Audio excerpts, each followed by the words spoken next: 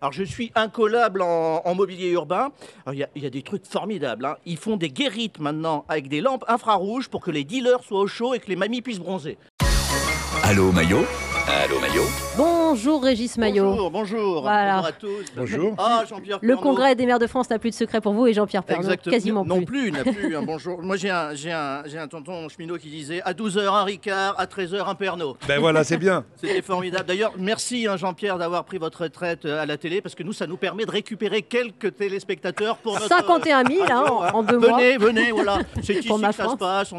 D'ailleurs, c'est le dernier jour des congrès des maires hein, et nous sommes épuisés dans l'équipe de ma France. Surtout Wendy qui ne sait pas dire non et qui a répondu favorablement à 342 parrainages de club senior, 8 associations philatélistes et qui sera la mascotte de 18 marchés de Noël. Hein. Ah bah Bravo. oui, ça me plaît bien. Ouais. On est tous sous Imodium. Hein. Vous savez que les maires adorent partager avec les vedettes leur spécialité locale. Alors nous, on a une éthique à France Bleu, pas de corruption, mais de l'investigation. C'est-à-dire, on n'accepte rien, mais on goûte à tout. Des tripes de cochon arrosées au génépi avec des calissons et de l'aligot au petit-déj, faut avoir l'estomac bien solide. Hein.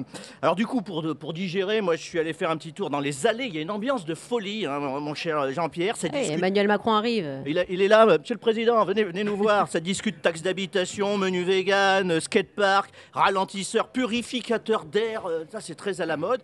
Alors, je suis incollable en mobilier urbain. Il y a des trucs formidables, hein. Ils font des guérites maintenant avec des lampes infrarouges pour que les dealers soient au chaud et que les mamies puissent bronzer. On voit des trucs formidables. Hein. Alors, Quelle il y a horreur. même un kit spécial maire écolo. Je vous le conseille. Hein. C'est un truc un peu à la con, c'est-à-dire les places générales du Golfe baptisées place des abeilles, enfin des trucs comme ça. Il t'explique aussi comment remplacer un arbre de Noël par un arbre à chat.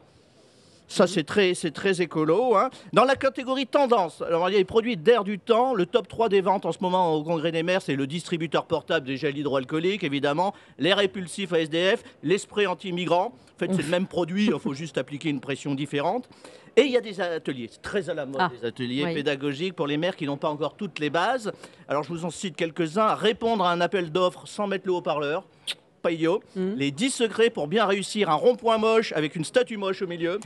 Ça, faut faire. Ça On est existe. très doués, hein. on est Ça très doués en existe. France. Vous êtes d'accord, Jean-Pierre? Ça me rappelle l'émission Comment ça coûte. On a traqué des ronds-points Je me idiots. rappelle mais de ça, il y a- On est recommande du monde, hein, du rond-point. Du rond-point, c'est-à-dire avec ces petites statues. Et il faut leur dire hein, aux élus, arrêtez d'écrire bienvenue avec des rhododendrons.